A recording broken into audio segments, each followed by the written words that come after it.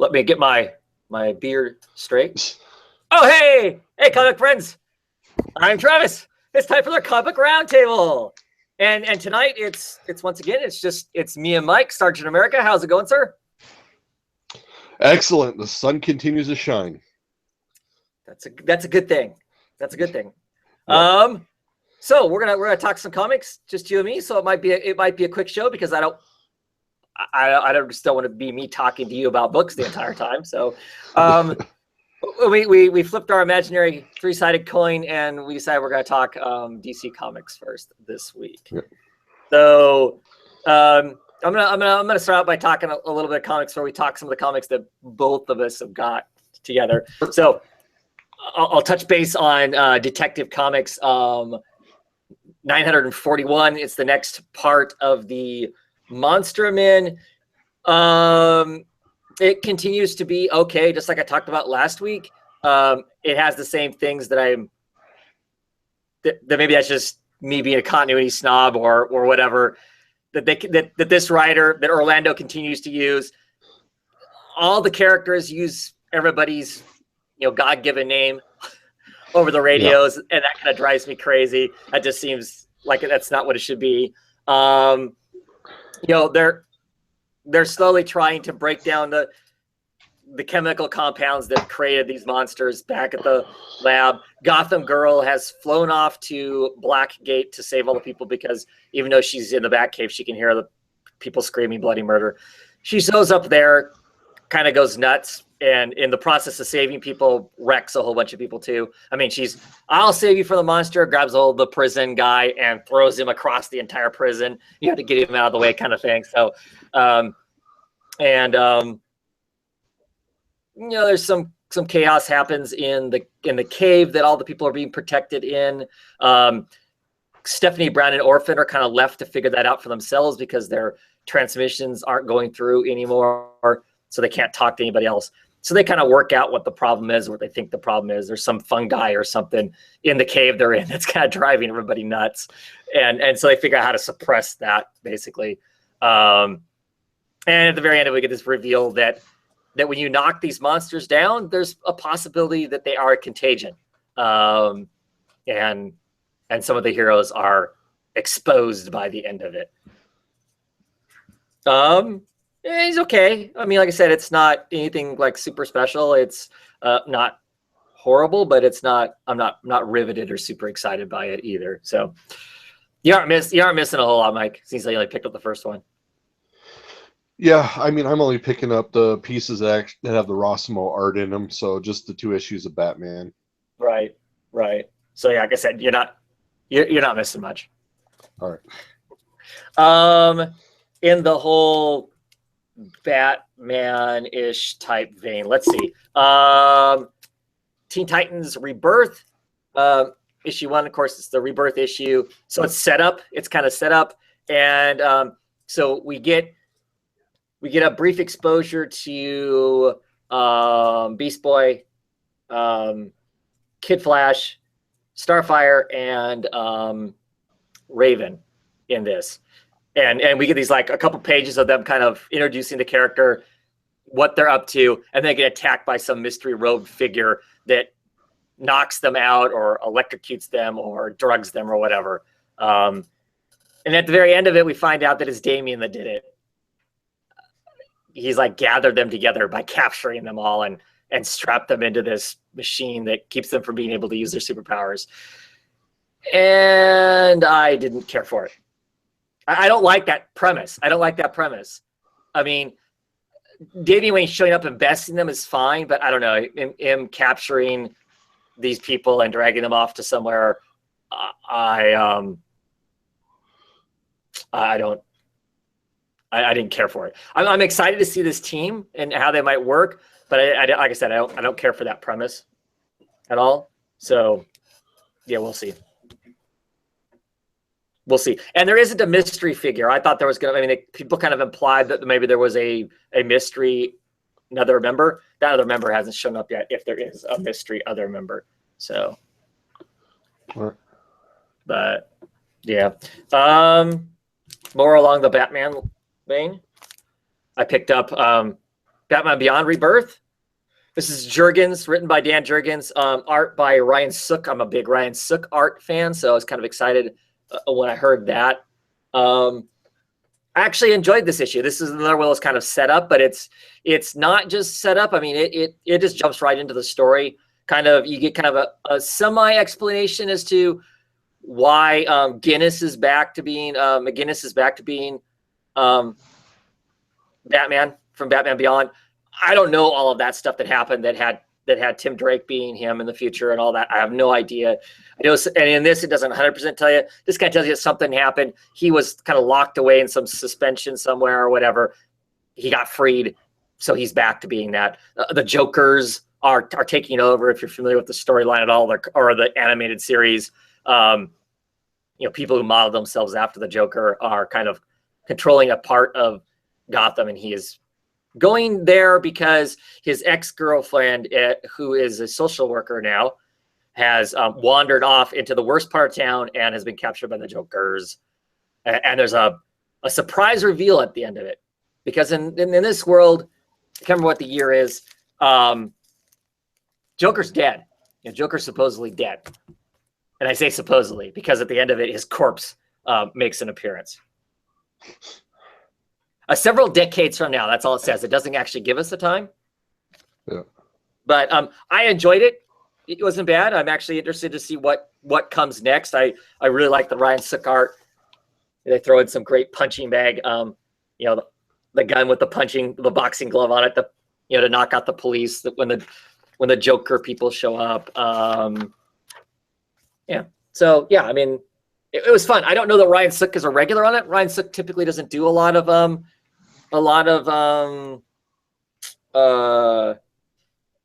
sequential art inside. He doesn't do a lot of interiors. It seems like he mostly does covers, or if he is on a book, he never seems to be on the book for very long.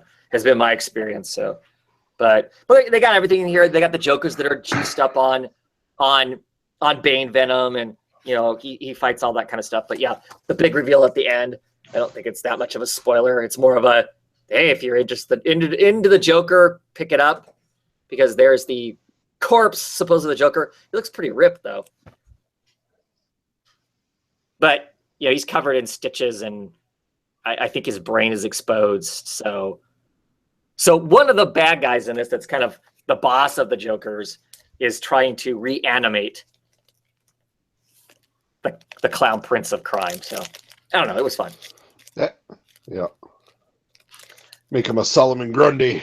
There you go. I mean, as much as I don't need to read another Joker story, that was fine because it wasn't really a Joker story kind of a thing. So what'd you read DC wise, Mike? I believe, like you, the Suicide Squad.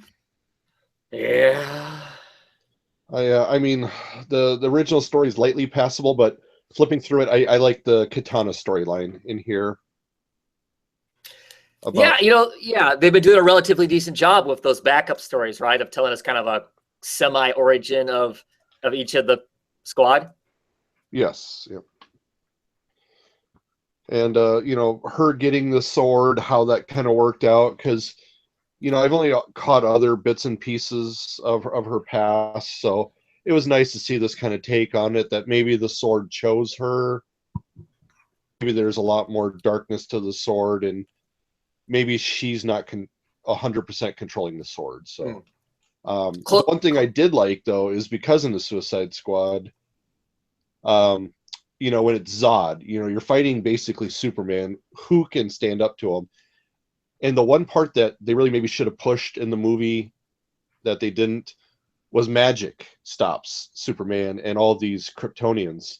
Mm-hmm. So, stopping his arm with her sword and her saying, it's magic. Yeah. That was something I forget about her. Yeah. Yeah. That was the only moment in the first part, in the Jim Lee driven part of the book that I enjoyed. I like that, because Zod, he's basically a militarized Superman, questionably stronger than Superman just by dint of the fact that he spent his life fighting, as opposed to all the different stuff that Superman has done throughout his short life. And yeah, you know, he's just mowing through the Suicide Squad basically, and is about ready to wipe somebody out, and Katana jumps in there and, you know, basically kind of judo throws him, you know, using the sword as to help her gain leverage, and kind of throws him off his feet, which shocks him. So that part was cool. You know what? This book has made me appreciate and enjoy the version of Harley that's in her solo book right now. Because I like that version of Harley better than the version of Harley in this. Because the version of Harley in this is she's just the person to deliver the cute line. She has no value beyond that. Really. Actually, none of the characters have much value. That's the problem, right? Yeah, it is. The one thing I was wondering, Annihilation Brigade, do you know who they are, or are they just whipped up for this? I'm not. Some of the guys look familiar, but that doesn't ring a bell with me. All right. So that leads me to believe that possibly it's a Superman thing, possibly. I don't know. Yeah, I don't know those. Yeah, I news to me. I mean, the guy in yellow looks somewhat familiar, but that may be because he looks almost like Terminus from the Legion of Superheroes. I don't know. Yeah. The only other, and then lastly, I guess the one thing I just realized too is Zod has come from the negative zone. And I guess, you know, since I've seen Supergirl recently and then all these depowering of Superman, you know, they're powered by the yellow sun. Why would he have any power if he came from the negative zone? Because he'd have to absorb something for a while, right, before it became that kind of. Yeah, the uber powerful that he is here. So, once again, it's a fairly weak story, but you know, I don't know. It's bad window dressing. Yeah, it seemed like they kicked out something that should not have been. It's like somebody talked Lee into doing part of the book, and it just kind of faltered after that. So. Well, right, and they're not forcing Lee to do any heavy lifting. It's like, I'll just draw some action shots, and we'll throw some dialogue and some sort of content around it. I mean, I say that solely because Williams, the other stuff that he's writing, has real thought behind it, and this book is vapid. Is what it feels. It's how it feels to me anyway. It's just kind of. I think this is my last issue of my pre-ordered. And as much as I like the Squad, I don't need to participate in this. I'll wait until somebody else is on it as a main artist, and then maybe I'll come back to it and see. I can't imagine that Lee's going to be on the book after the if he makes it that far. I can't imagine he's going to be on the book after the crossover. You know, they'll have the crossover with the Justice League coming up in, is that December? I want to say it's December. It's in the wintertime. Yeah. And I don't know. Boo. Yeah. Because now this will work into the Justice League crossover, won't it? Because Suicide Justice League? All right. Yeah, I got to imagine he's on 2 more at most. Yeah. All right. Yeah. So boo for that. Let's see. I still have a bunch more. Let's see. What do I want to talk about?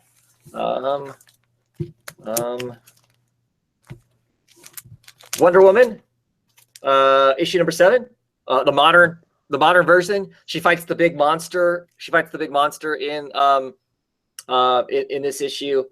It's pretty cool. There is some resolution with Cheetah in this issue. Also, she kind of gets out of her bloodlust and whatnot. What else do I want to say? It's good. I mean, I really like it. The art is, the sharp art is just that. It's sharp. It's really gorgeous. It's I think it's really interesting and stuff. So now that they've rescued Steve, and kind of shut this stuff down. I guess what's next, supposedly for the modern, is they're going to go back now to what the original premise of the story seemed to be: her trying to figure out how to get back to Themyscira, and hopefully using Barbara Ann, Cheetah, is going to help her do that supposedly. Right. But she's kind of a mess by the end of this. She gets decursed, and now she has to kind of, she kind of goes back to being human, and now she has to deal with the stuff she's done since becoming Cheetah. I mean, because she was literally eating people for a while. It wasn't like she was just being a bad guy. It wasn't like she was running around being a supervillain. I mean, she was eating people. It was not the let's go steal some gems at the jewelry store. Oh no, Wonder Woman's coming to stop us. It was way, way, way, way more than that. So, yeah, it's still really cool. Still really enjoyed it. I picked up Wacky Racer, and this one they focus on the Red Baron. So I mean, each story they always seem to stop somewhere. It ties into somebody's background. This one was all about gambling, that the Red Baron was kind of cheated some people out. The machines are somewhat sentient, so they ended up going out and destroying the Hoover Dam, which that's what I love too. So they destroy Hoover Dam and it floods Las Vegas. And I'm like, that's not quite how that works geographically. But I mean, it was good. So it was just a fun little book. I continue to enjoy the storyline for what it is. For people who pick this up in trade, I think they'll definitely enjoy it. And I just continue to enjoy it from time to time. It continues to be the wild Mad Max kind of feel to it. I do feel maybe the storyline is getting a little weaker, but I think it's just got to be tough keeping up, each episode, making it bigger than the next. So an overarching storyline on why they're doing this, kind of questioning, George, why are we doing this? And the person's pretty much like, just continue the race, So right. I was going to ask. So they're just on one long race, right? Right now. Yeah, basically, yeah. And I'm trying to remember if it said how many issues it was supposed to be or whatever, but there was certainly a kind of a feel that I don't know how much longer they can do the storyline. I mean, right. 12 issues will probably be a very good run for this, but. Because I mean, the old TV show, of course, it was a new race every week, right? Yes, yeah. I mean, every episode was a new, quick and zany race around whatever, and yeah. If I remember correctly, anyway, it has been a while since I've watched those, but yeah. And I had to rewatch on YouTube just to remember half the characters and all that, and right. It is fun. It's fun on both parts, so. Yeah, like I said, we keep talking about it. I think it's a kind of really cool and amazing where they've taken some of these Hanna-Barbera stories where some of them seem reasonably straightforward. I mean, the Hero Quest one, I mean, yeah, it's got a whole mix of, group, but those all kind of match up together and they can kind of tell a story there. And it sounds like that book is telling what would be a conventional story for those types of characters.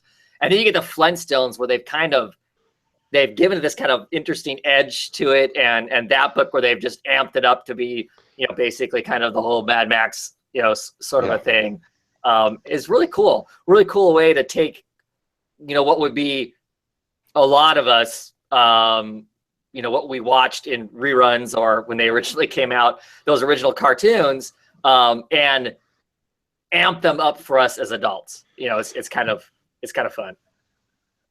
Yeah, and I think it's smart because, I mean, I don't know how many teenagers or 20 people are going to pick up Hanna-Barbera stuff. I mean, maybe some of them have seen the cartoons, but I think their idea was, hey, kids, here's a fun adult take to it, Right. Because otherwise, otherwise it's children's books. And I think they knew to kind of do something edgy with them. Yeah. Really cool. Really cool stuff. Yeah. Let's see. What do I want to talk about? A couple more I'll talk about. So Hellblazer, issue 2. I like this issue quite a bit more. They kind of the beginning of it, it's Swamp Thing and another character talking about Constantine and their experience with Constantine, and how they feel about him, what is his role, kind of a thing.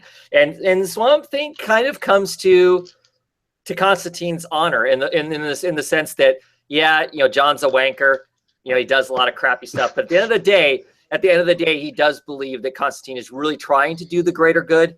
It's just sometimes he gets caught up in the small things, along the way, and that causes some problems and stuff. But that he probably is.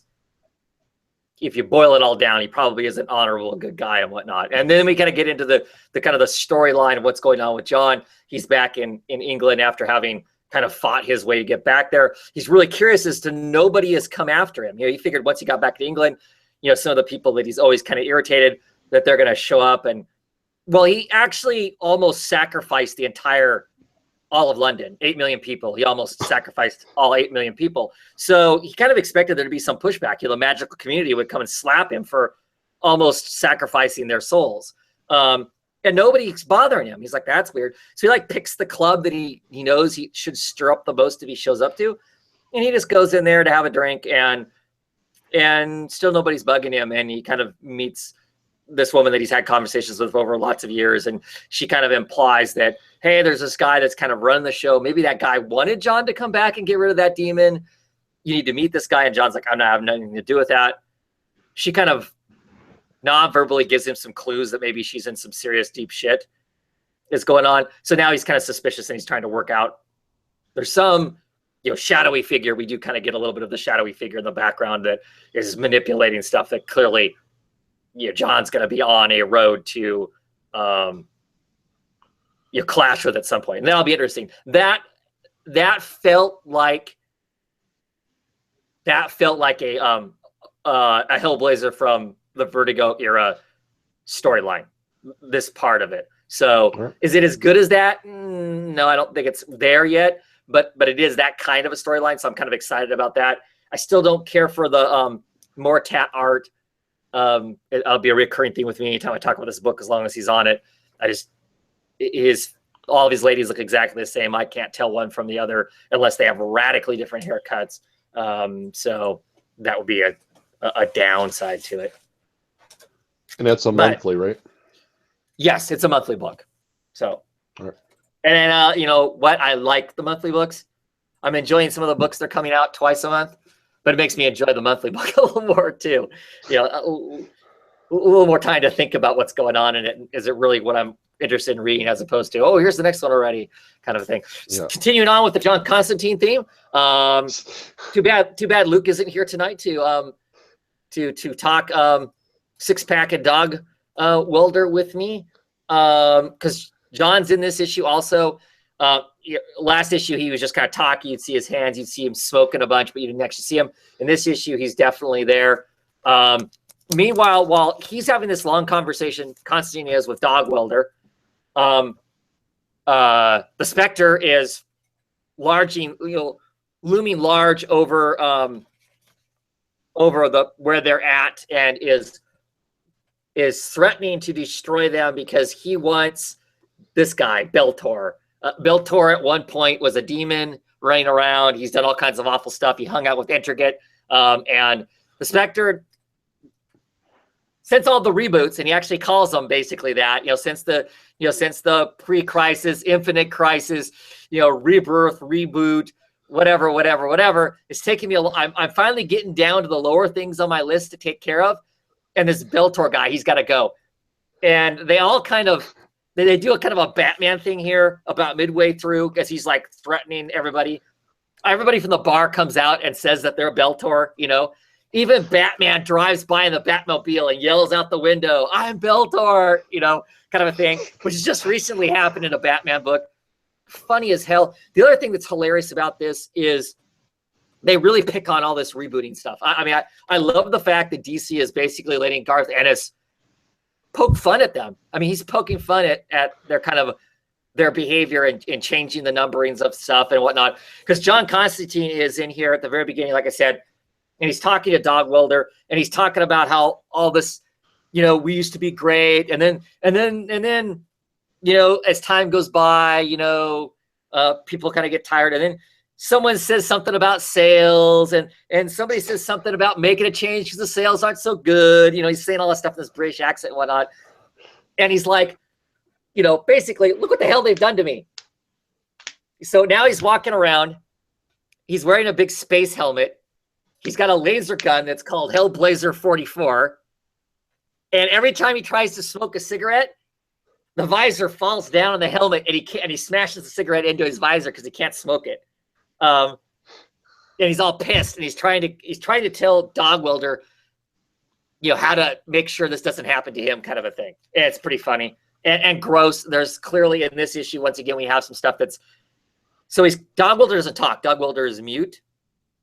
Yep. But Constantine convinces him that he can talk by shoving his hand up the dog he is currently, the dead dog he is currently carrying, and works it like a puppet. And he is able to actually talk through the dog. So now he's walking around with a welder in one hand and a dog on one arm, kind of a thing. So it's foul. It is hilarious though. And like I said, just the level of them picking on the whole reboots and crossovers and whatnot is just absolutely hilariousness. And what kind of story is what by the end of this, they convince the Spectre to leave. The Spectre realizes that he's screwed up. Somebody implies something to him, and he freaks out and basically says, "Oops, I'm sorry," and runs away because the Dog Welder, the dog whispers something in the Spectre's ear. The Spectre, see, there he is talking through the dog. And the Spectre freaks out. So we don't know what he told the Spectre, and he runs away. And now they're just all kind of standing there going, "Huh, that was interesting." So it's funny. It's funny. It's this kind of a crude thing, but it's, like I said, for me, it was hilarious. This issue, especially just because of all the montagey kind of, picking on all the different stuff that was there and stuff. It was cute. I think that's it. I'm not dying to talk about the other DC books that I read. They were all right. All right. DC news? Anything we want to talk about DC news wise? I'm trying to think. I thought somebody went exclusive. Yes, Sam Humphries went exclusive. The guy who writes the guy who writes Green Lanterns. I think that's the only thing he's currently writing for them. So going exclusive, I would guess that means we're going to see him write something else too. The book never really grabbed me, but it clearly is a fairly popular book. I know a lot of people who do really enjoy it. So yeah, I think that's the only person I saw it was exclusive this week. I think so. Seems like one every week now, at least. Just amazing.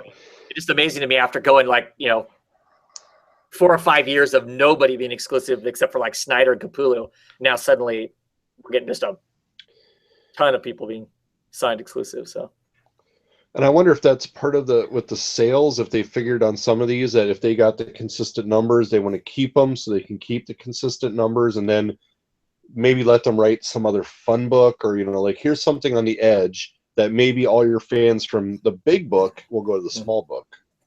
Could be. Or it could be the fact that they think they need to lock down at least the writer, at least the person who's. I feel like, I know it's a collaboration between writer and artist, but it feels to me like on these double ship books, as fast as the books are coming out, there's not as much wiggle room to kind of have a back and forth between, oh yeah, do it that, kind of. I don't know how much there is of that because of how quickly some of these books are coming out. Maybe they're locking in the writers, especially, locking in the writers to do the book because they can't have a writer flake out, because of how fast it's come out. Because if they had to suddenly, get a backup writer in there for a fill-in story, it could be really rough when you've only got, that 2-week turnaround. So maybe that's what they're doing too. I don't know how much of this seems to be a reasonably successful book. Let's lock in this writer so we know we're solid as far as that goes. And I seem to have no issue with just throwing in artists here and there. I continue to see some of these books. It may have the same penciler all the way through it, but it has 2 inkers, a couple colorists to try and I'm sure that's just because of how quickly the book's coming out and trying to get it out and keep it on time. So, Yeah. But I'm not aware of any of the books missing their dates either. I know when they first started up, there was a couple books that were wonky that somehow they released them a little early, and so it took them a little bit to get them shifted because they didn't want to be on the 5th week or something like that. So they did a little bit of juggling as far as that goes. Yeah. Yeah. Next week, all the CW shows start. So, your Flash, your Green Arrow, Supergirl, Legends of Tomorrow, iZombie. So, yeah, lots of new TV to watch. There's been some like screenshots floating around of them on all the CW people all on set together. yeah. So there's been some interesting stuff there as far as that goes. They implied, I think, that like the Dominators are going to be the big bad guy for the crossover event for DC. That'll be interesting. That's actually a what the heck? What's the guy's name that created the Spawn? I'm drawing a blank on his name. McFarlane? McFarlane. It's actually a McFarlane designed character, the Dominators. I mean, there's a writer involved in that too, but between the two of them, I actually like the Dominators. They're a crazy, absolutely warrior type race kind of thing. So that'll be interesting to see how that all plays out. So instead of having magic this year, Green Arrow and the Flash will be fighting against aliens, I guess. If that's factual. I mean, I don't know how truly factual that is, but and a lot of it, they could do whatever they want the first half and then correct it in Flash point. So sure, that's true too. Yeah. Blackpool is asking in the comments will DC maintain the bi-monthly issues long term? It depends what you consider long term. I think we're at least going to get a year of this. It has been nothing but money for DC. Yeah. So as long as it maintains the money-making machine it is right now, yes, I think it will keep going forward. If the creators get tired of doing it, they will just find new creators to do it. It would be my guess. I don't see it stopping anytime soon. If it had only peaked for like a month and then it went flat, then I would see them changing it pretty quickly. No, I think we're going to continue to have about half the line, half the line be twice a month, and then half the line be monthlies. We haven't seen everything yet. We're just now in the month of October, right? It's going to be the rest of the Rebirth, I believe. The rest of the Rebirth stuff comes out this month. So we still have the rest of this month worth of new titles to still be coming out. To weigh in on what it is. I mean, I've started dropping books just because of the sheer volume of reading, if nothing else. I had to start making cuts, not because things were, well, in the case of Suicide Squad, it's because it's terrible. But some of the books I started cutting on, not because of that, but just because the sheer volume of books that I get when I'm pushing more than 25 books a week. That's just too many books to read. So something's got to go somewhere. So at some point, I've started cutting, if nothing else, just based on my own personal preference. I like these characters better than these characters, so those are the books that typically I don't get. So I'm not getting them. But yeah. Well, and I can't wait to see your end of the year, because I know you set a lot of those aside. Yeah. In another, and I can only imagine that has got to be growing by almost, at least half, if not a full. Oh, it's nuts how quickly the long boxes are filling up. Yeah, it's nuts. Yeah. It's going to be it'll probably be a 2 long box year this year, probably easy at the rate it's going. So yeah. And if they keep up with the way the DC's been putting books out now, it could easily be that again this next year too. I don't know. We'll see. Yeah. We'll see. Well, and I mean, it also seems that we talked about it. It seems to be going well with the artists are still ahead. Mm-hmm. They'll do maybe, 2 issues, like we see this Monster Men, either fill-in issues or some kind of special arc they want to do. And it looks like that's going to keep everything going with this process. Right. It gives the creative team a 2-month bump to either take a break or to get caught back up, to get out in front enough of it, kind of a thing. Or you know, I mean, in the case of something like the Batman book, it's going from having Finch on the book. The next arc is going to have Janet on the book, it looks like. So I'm assuming he's been writing. I mean, he's been drawing that well in advance, I would guess. So, we'll see. I don't know. Now, how does that treat the artist as far as pay goes and their page rate and how many pages do they get in a year? That I don't know. You know, I mean, well, I guess if you're like in the case of Finch, he did all one of the first 5 or 6. That's half a year's worth of work in 3 months. So I guess maybe that still ends up, maybe it still comes out okay for them. I mean, part of me always wonders about that from a non-consumer standpoint, but from a how is this treating the creators? Because clearly, happy employees make a better product. Has always been my belief. Yeah. So, you know, what that is doing to them, I don't know. Because I still see artists, because I follow quite a few on Twitter, who aren't part of the whole double shipping thing, who are constantly complaining about the double shipping. That it's just not possible. Right. It's not good for the artist, and da da da da da da. But guys are still doing it, and it's not like just nobodies are doing it. I mean, some of the people that are doing it are, you know, people who could have a career doing whatever they want to do when they're doing it, you know, kind of a thing. So I don't know. That whole aspect of it, I don't know for sure how that all plays out, but yeah.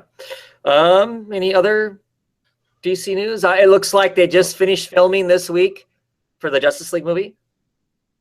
All right. So it's all in the can as far as that goes. Of course, now they'll go back and edit and retakes and whatever else they have to do. But principal filming is done on that. So yeah.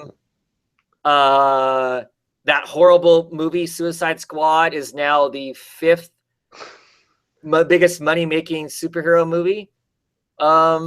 It just bumped Iron Man. So for being crappy, clearly people are still spending money on it. So, and I say crappy tongue-in-cheekish because I don't know, it had problems, but like I said, I had fun with it. So clearly, the fan base ultimately over time has propped it up and not listened to the early Rotten Tomato reviews of it, or didn't care. Yeah. Right. Yeah. You know, so yeah, so you know, whatever that's worth and whatnot. So Wonder Woman comes out in November, December. Is it that soon? I can't remember. I can't remember. Yeah, sounds right.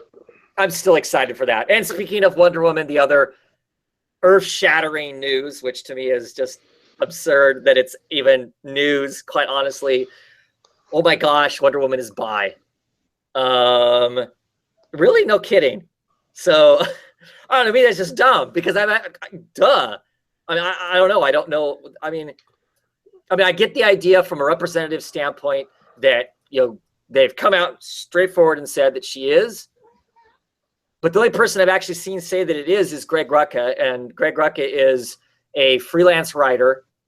You know, I know the cynic in me knows that next week they could fire Greg Rucka, hire somebody else to write the book, and they can write in and say that no, she's as straight it could be. You know, she has been you know, pent up with desire all of her life on Themyscira, just waiting for a man to drop into her lap so she can fulfill her life as a woman. You know, I mean, when the movie comes out and they need to make money off of those two. Yeah, you know, I mean, so until somebody at the corporate level says that she is, I don't know that it matters one way or the other. I mean, it matters. Don't get me wrong. Representation, that's important. I totally get that. I mean, personally, if we want to get into the social psychological stuff of it, I think she's probably pan more than she's bi. I always kind of figure she loves the person that's there regardless of whether they're a guy or a girl. But then that gets into the whole soup of what's the difference between the two. But at any rate, the people who are losing their mind over that, you clearly are not. And I guess. Go ahead. Well, I was just going to say, I mean, I I think I saw all of the Super Friends episodes, and from all of that, I don't know that I've gained knowledge one way or the other from it. Right. And there are people who are saying that why should her sexuality even become part of that whatsoever? Yeah. And I guess the answer to that is we as human beings, most, and there are those that aren't, there are those that are asexual, but otherwise most, there is some level of sexuality to our life. So it's part of a conversation. And certainly if you read the comics, though, if you read the comics, it has clearly always been that way all the way along. So any of those people out there that are going, oh my God, I've been reading comics since the 70s. This is mind blowing. This is the social justice warriors wrecking the comics for me. You clearly have not read any of the comics, and you don't really care. You're just having outrage for outrage, because if you cared about Wonder Woman, you would have read enough of it for it to upset you that much. You would have been reading Wonder Woman, and it's implied heavily all over the place, especially if you go back to the really old stuff. You know, Greg Rucka's getting this lauded credit. If you go back to the beginning, the creators put a ton of that innuendo all the way through the thing. So whatever. Nothing I'm getting excited about. I just laugh. Go ahead. I was just going to say, to make any character good, you have to round them out. And sexuality is part of it. So, well, if you read the article that's out there, you read the whole thing beyond just the title. He, you know, for the very beginning of the conversation is about, you know, the guy who's doing the interview, you know, who is a gay man, goes, you know, is Wonder Woman queer? And Greg Rucka immediately starts out the conversation by, well, what do you mean by queer? Because, you know, first we need to define that. I mean, so he basically says she kind of has to be that for the story to work right, for it to be, the story needs to honor the character before it honors anything else. If you're writing a good story, it needs to honor the character, especially when you're talking about kind of a character that's been around for forever. And you're going to have relationships. The island has always been just women. So they haven't come from a world where there's anything else. So it's not like there's this, we don't have the divine, you know, patriarchy to tell us that, you know, we don't have the Christian Bible to inform you that clearly the only thing that works in the world is a relationship between a man and a woman. There's all those trappings, doesn't exist, has never existed. So they have no informed idea about that. So for the story to work, for her to leave that island and it not be ew, she has to have had and be something other than just guy crazy, you know, because then she's not leaving the island to save the rest of the world, which is why she's leaving the island, is to save the rest of the world. And it's this big sacrifice that she's making leaving the island because she doesn't think she's going to be able to come back.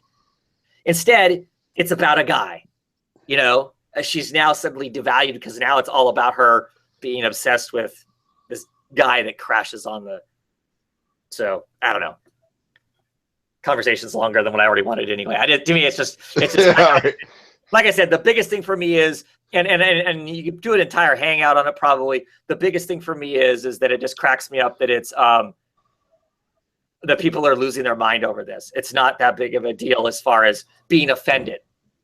I get the idea of people being excited that now one of the Trinity represents something else. So, and that's cool, I guess. So. I don't know. Ready to talk Marvel? Yeah. Okay. When we talk the book that we both got? Sure. Ooh, I like your cover. All right. So, yeah, Doctor Strange, annual #1. Yeah, I mean, it's the exploration of his relationship with Clea. And I think only if you've read quite a bit of his other stuff, I mean, otherwise, this is one more brand new character added in at a time. It doesn't really advance the story too much, except for to say that she does have magic. Because, I mean, there was some implication that maybe there wasn't as much magic out there. So, you know, it was funny interaction between Wong and the contractor. who ends up being more than just a contractor. So I did like that part. Yeah, I mean, I like the Cleo story, actually. I mean, granted, if you don't know if you're new to it, I'll be, I mean, I don't know. You have to be explained a lot. Clearly, they were married at one point. Their magic bonds were never broken. I mean, clearly their marriage goes beyond, just saying some words and the words don't mean anything, and you can get a divorce and go about doing whatever. Clearly here it's a magical tie to it. And I thought the story was kind of interesting in that, she's hanging on to a large chunk of magic that could potentially affects him and stuff. And then the ending, the way it ends, I thought was kind of interesting, where the librarian kind of calls him on his level of manipulation that really on face value, it looked like he was doing that. He considered Juan the more important thing and broke that contract, as opposed to breaking the contract between him and his ex-wife. And the subtext is clearly he didn't really want to, because he wants that magic item. She's a magic item, and he wants that in the bank. He's still got her on her side, kind of thing. It was kind of devious and kind of, I guess I like that aspect of it. So. The backup story is really what got me to purchase this painted kind of art feel that it has. Mm-hmm. All of this looked really nice, I thought. And I thought it was a really good story. And if this is a feel of what is coming in because it says to be continued in the Sorcerer Supreme, I'm going to be very tempted to do that. And I'm almost sure that I'm going to pick it up. So. Yeah, I was going to ask that if you were planning on it. Yeah, so the art in the back of it is Johann Marx Bravavicina. Yeah, it's got a whole bunch of R's and a bunch of C's in it, and the colors by Lou Ridge.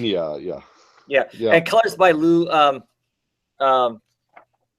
Louridge, and I think that's a big factor. He's an awesome colorist, and because they're clearly. It is, the color really sets the mood, the color palette for what's going on when there's the fires and when this person's locked up in a prison or being beat up in the, by the water. That all is pretty interesting. So this story, at least this little bit we see, is in the past. This is way back when the Immortal is not so immortal yet. This is like the kind of like a piece of the origin story of the Immortal, which was kind of surprising, because I didn't think that's what the Doctor Strange and the Sorcerer Supreme was about at all. But that might be interesting if it's going to be old. If it's going to be kind of the telling of what happened in the back in the day. It might be, especially with the art the way it is, could be a pretty cool book, huh? Yeah. I'm sure it's a bait and switch, but it's still, I liked it for this. Yeah, I didn't order it. It's already out in solicitations to order. I didn't order it. I'm just sticking with the main title. So I guess I'll be waiting to see if you pick it up and is it good, and should I be scrambling and try and pick it up somewhere along the way. So yeah. For an annual though, I liked it, and it does in a way tie into the rest of what's going on. It's not sometimes annual stories are so far out there, they aren't really tied to stuff. They're trying to pick up the pieces after the whole, Magic Wars thing and stuff. And yeah, whether we ever see his ex-wife again, who knows? Yeah. Kind of deal. But it wasn't a story written by Jason Aaron anyway, right? No. Yeah. So I don't know, don't know if they'll ever reference that again, ever, kind of a thing. So probably not. Yeah, right. I picked up, and for me, that was all for Marvel. Right. So let's hear it, Travis. Okay, so I picked up 2 other books. This is one of my heavy Marvel weeks. I got my 3 Marvel books. I picked up Ms. Marvel number 11, another Civil War tie-in. I really enjoyed this issue. It gets extremely emotional in the fact that she's really confronting the really important people in her life outside of her immediate family, and it does not go well. She basically goes against Captain Marvel in this. She teams up with the Canadian supervillains of the Maple Ninjas or whatever they call themselves. They're hilarious. They're hilarious. They do all this stuff where they like, you know, they're jumping into combat formation. It's like Maple Leaf formation. It's funny. Unfortunately, there's no Canadians on the show for me to pick on about it, because you know how much I love to pick on the Canadians. But but she teams up with them, and all Captain Marvel can see, and there's some chaos does ensue. They're supposed to be faking that they're planting bombs, but they actually plant some real ones, because, you know, you can't just fake it. You got to really do it, right? So all Captain Marvel can see is that she disobeyed her, and that she actually teamed up with a terrorist group, because these guys are considered a terrorist group. So she's gone bonkers. You know, she's insulted her. You know, she's wearing her colors, using her name, and this is what she does to her, kind of thing. And she just flies off. You know, basically scolds her, because she also sides with Tony Stark. She calls in Captain Marvel, but she also calls in Iron Man too, to cover her ass, because she knows it's going to go ugly, and it does not go well. So she is basically, it feels like she has burnt the bridge with Captain Marvel, and Captain Marvel, you know, as far as heroes go, is her ultimate idol, and that's kind of been broken now. So, you know, kind of what's next for that. And her best friend, who was dramatically injured, he does pull through, but not really well. And he pretty much wants nothing to do with her either. He is moving away. And he wants nothing to do with her. And he has been her childhood friend since they were like probably 5 or 6. And so basically her whole world outside of her immediate family has been turned completely on its head. So what's next for her? So I mean, having to be stuck dealing with kind of a storyline that's tied into the Civil War stuff, I really enjoyed this. I thought it worked really well. I think next issue has nothing to do with the Civil War. I think they're done with the Civil War in this. She's kind of going to go on a soul-searching journey, I think, maybe. But still a really good comic, really fun. And like I said, as far as a tie-in type thing goes, I really enjoyed it. It worked. I don't need to know what else is going on in the rest of the world.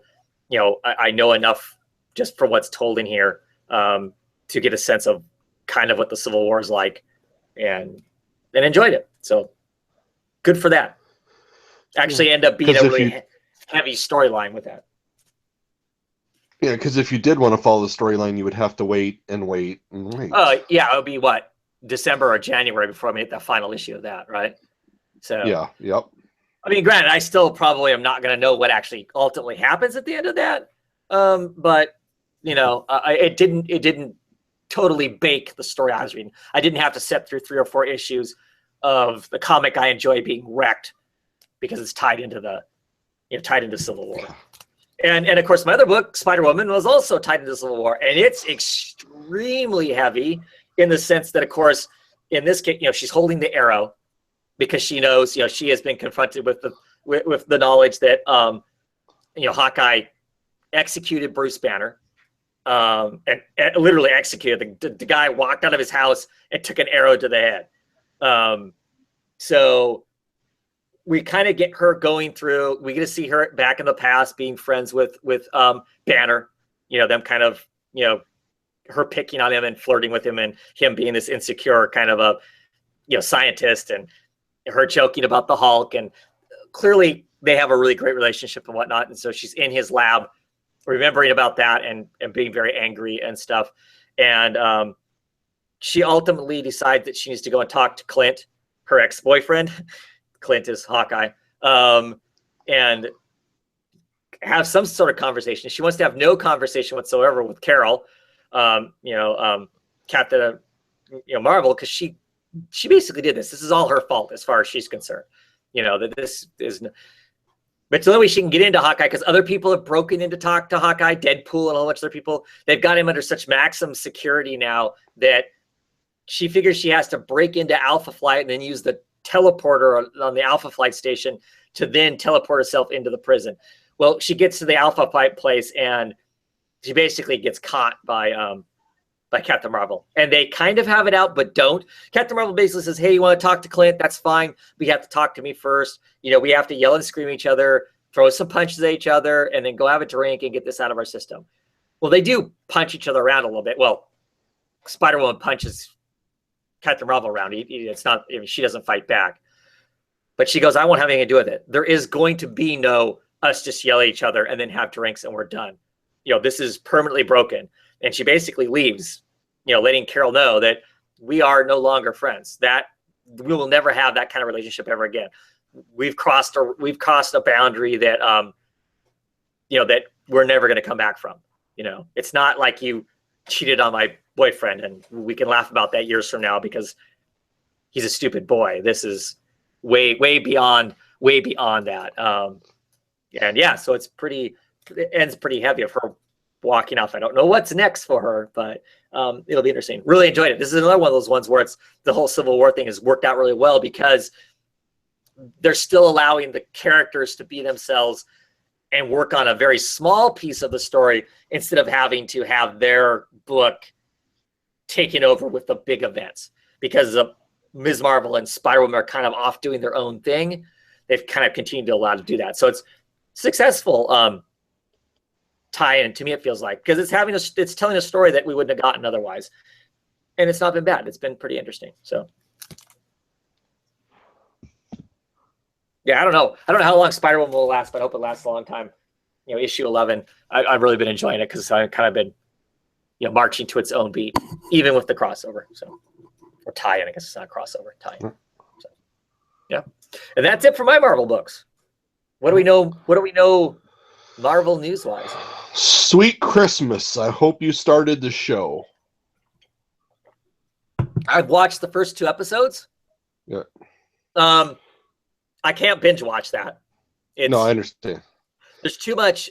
Well, I'm watching with my family first and foremost. So there's no way for you to binge watch it because of that. But it's heavy enough that I don't think I want to set through. I don't think I want to set through however many episodes it is all in one setting, kind of a thing. Yeah. What do you think? How far in are you? I just started episode 4. Partly because of work and keeping me busy. Partly, like you said, because the first episode I watched with my wife, and she wasn't ready for all of the explicit language. And but he doesn't swear? No, not in swearing jar. But it's also very racial. And so if you have issues with the N-word, I mean, it is driven and heavily populated with that whole idea of living in that environment. So, yeah, I mean, it probably could not be directed or done with another cast. Everybody in it is very excellent. And it's a deep story. I mean, I guess I wasn't sure how much I thought I was going to get because, I mean, it's a superhuman, unbreakable skin, super powered against just a bunch of punks. So is he just going to keep wading through people? So I do hope we encounter a super foe for him. Mm-hmm. Yeah. Like I said, I'm 2 episodes in. I'm really I'm enjoying it so far. It is heavy. It's clearly there. It's probably the most socially aware of the Marvel books, or the Marvel TV shows, as far as all that goes. I mean, I don't know. I mean, Luke Cage, the character, is almost more like a force of nature right now, that for me anyway, than he is a character in the show. He's just this, I don't know, he's this immovable object that's just kind of floating through. I mean, it feels to me more like I've got more character out of like Misty Knight and Cottonmouth, for instance. I mean, I think that whole thing is interesting. I like all of that. I'm excited to see what happens. I'm really enjoying the show. I love these these Marvel Netflix shows. They've all been really enjoyable. I'm liking this one. They're all a little bit different from each other, and I like that too. And I'm curious to see, like I said, I'm only 2 episodes in. Curious to see how it plays out. Is he going to have what? Because right now he doesn't really have an enemy, to the best of my knowledge, other than possibly Shades, who clearly is one of the people that beat the hell out of him when he was in prison. So I'm sure at some point that's somebody he wants to, probably put a fist to. But yeah, I mean, like I said, I'm enjoying it. But I think I'm kind of at a heavy point right now, as far as clearly the barbershop has just had the stuff happen there, and I don't know what's Yeah. what's next as far as that goes. But yeah. I do like all the little. I mean, people say Easter eggs. There's lots of things where they make connective points to either the other TV shows, movies, or just the books. So I mean, you do get a lot of, here's the event, here's these superheroes term, or here's this, this is the books, this is the movie. So yeah. One of the things I thought was really interesting is that first episode, he's walking by some street vendors, and of course, every one of these versions we've seen, somebody is talking about the incident, right? Which of course is that first Avengers movie. And the guy that's selling a CD of video footage is the best video footage. It's got Reed Richards on it, and it's got the guy with the long blonde hair, which I'm assuming that's Thor. But I thought it was fascinating that he said Reed Richards, because we don't have a Fantastic Four comic book. Reed Richards is nowhere, and it's not a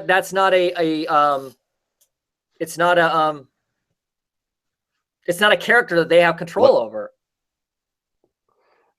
And see, I guess I missed the Reed Richards totally then.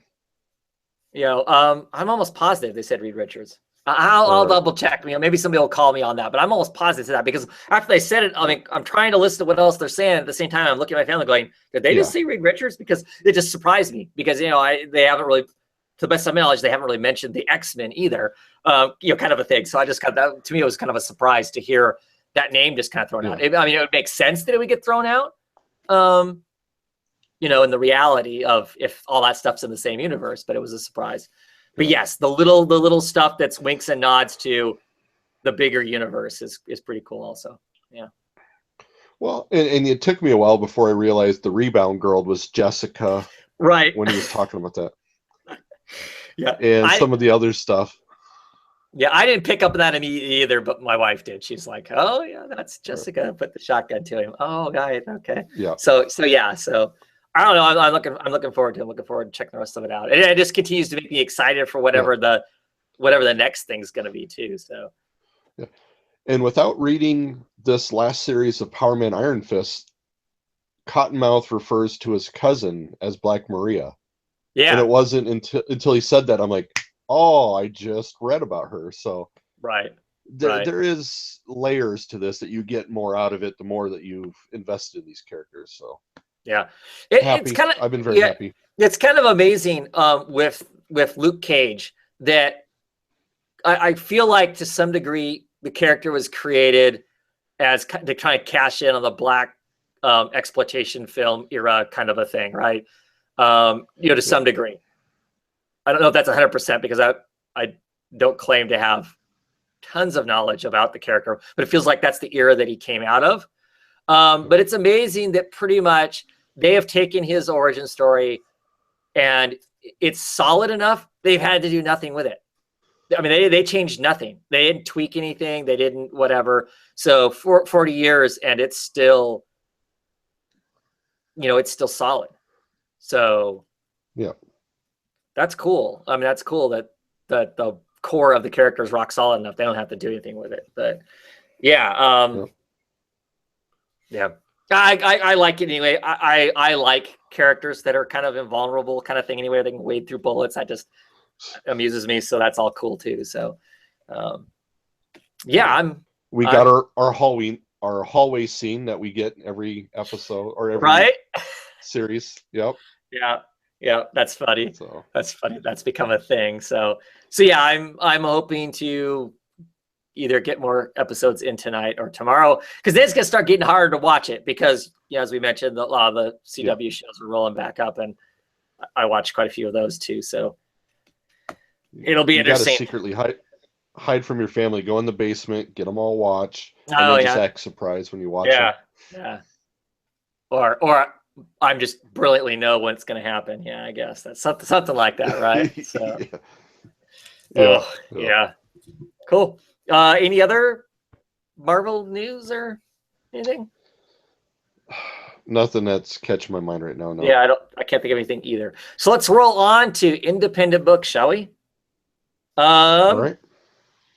I'll start out with Saga issue number 38, and I will just say, Brian K. Vaughan and Fiona Staples, damn you, damn you, damn you, damn you. Significant tragedy happens in this episode, in this issue. I love it as always, and I look for what gets set up at the end of this. I look forward to the drama and trauma and angst that's going to happen in the next issue. It's just good stuff as always. Whereas this is the second issue of this latest arc, and we were all kind of surprised.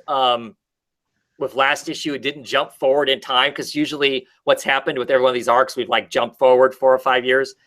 It's this issue they jump forward. They jump forward 6 months. But so a significant chunk of time does suddenly ramp forward. Alana, the mom, is now significantly pregnant, as opposed to, not showing that she's pregnant, but pregnant. So, but lots of other exciting stuff.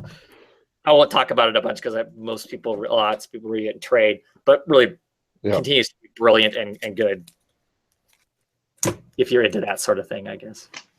All right. Good stuff. This is issue 3 of the Paybacks. I just spoke on Twitter, I chatted or twittered with the writer, or one of them. Mm-hmm. Found out that issue 4 will be double sized because it's the last one. Oh.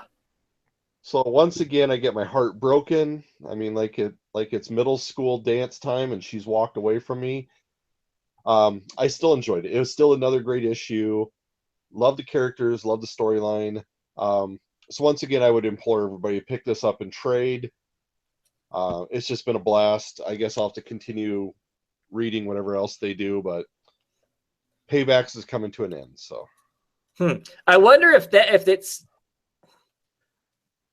Do we solidly know why it is that they went to heavy metal? No, but I'm guessing numbers. Right. So. That's what I'm thinking too. I'm thinking it didn't sell at the point that Dark Horse was willing to commit their part of the resources to continuing it. So they were allowed to take it someplace else. And and I have to think that it's tougher because it's 2 writers, an artist that have their name on there. So, I mean, at least right there, you're dividing it 3 ways, when you're going in a smaller book. Mm-hmm. I figure when it comes to an individual book, you get a writer, you get an artist, and maybe a colorist. And that's about what you can support on some of these smaller books. Yeah. I just wonder if they went there because they weren't going to get to tell the rest of the story, and they at least wanted to do that. And so the creators were committed to it, and that was a company that would do it for them. Or did they actually think they would get more traction going to heavy metal? I know that when they left with Dark Horse gave them their blessing. So it seems like they said, take what you got. We know you really love it. Go somewhere else. And they did, and maybe they didn't get quite the numbers they needed to. Or, it's tough to say. I think a lot of them have split into all these other books and all these other works. So well, this is the one that was a collaboration, and they just couldn't stay together for it. Yeah, you got to go where the money is, to some degree. I mean, 'cause clearly you have to make a living while you're doing what you're doing. So, I just wonder because I don't have anything against heavy metal. I haven't read any of their comic books or whatever, but it's such a small press also. I mean, it's got some names there that attract a certain amount of people, but you don't hear a lot of talk about them as a company. So, and it's all about the magazine. Whenever you say heavy metal, people think it's the magazine. Yeah. Right. So yeah, I don't know. I hope they weren't expecting to get more traction there, because I don't know why they're not a big enough company yet for that. So, yeah. Well, bummer. Well, hopefully it being a double-sized issue, it was the end of what they wanted to say, as opposed to we're just gonna crunch a bunch of stuff in here, and it's gonna feel like that final issue of Secret Identities that was double-sized that me and you read, where that was maybe the ending of an arc, but clearly they kind of just at the end kind of put a bunch of narrative boxes in to say, oh, this is all the stuff we would have told you if the book would have survived, kind of thing. So, yeah. Huh. Well, that's kind of a shame. So, Okay, I'm gonna talk about another new book. This is Surgeon X. This is a Image book. The big brouhaha about this book is the fact that Karen Berger is the editor. There's her name right there. Is the editor on the book. Karen Berger is basically the main source behind Vertigo books. She's the person that spearheaded Vertigo, gathered up those writers and those creators before Vertigo was Vertigo, and basically helped create the imprint that is Vertigo, kind of thing. And she has been out of comics when DC made their move to Burbank from New York. She did not go with them, and this is like her first back into comics. So that's the biggest reason I picked it up in the first place, was just because her name's attached to some of the kind of some of the great works of comics, of modern comics. So I thought I would give it a shot based on that. How much is her hand in the making of this book? I have no idea in reality. I think a lot of the editors at Vertigo, some of their specialties were finding the right writers and the right, and the right artists to create a team that makes an amazing book. And I still think at Vertigo, that's kind of what a lot of the editing is, at the higher level editing.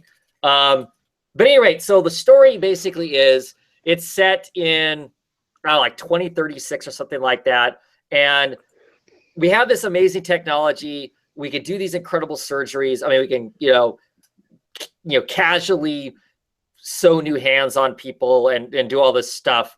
But bacteria, as everything's become super viruses. We don't have the antibiotics to deal with infection. Infection is now back to killing 9 million people a year die of an infection.